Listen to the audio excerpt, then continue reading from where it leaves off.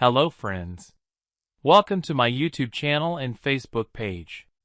Today, I will show you how to fix calculator missing icons Windows 11. Let's go start. Click Windows icon. Then click Other under View category.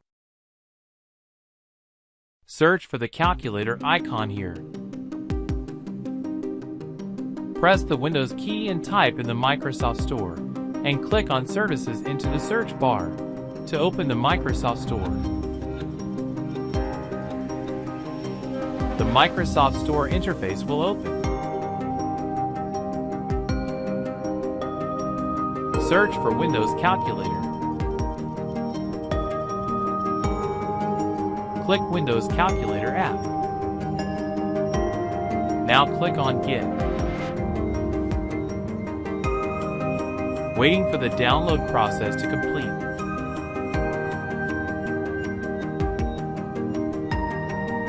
Then click Open for Run Calculator.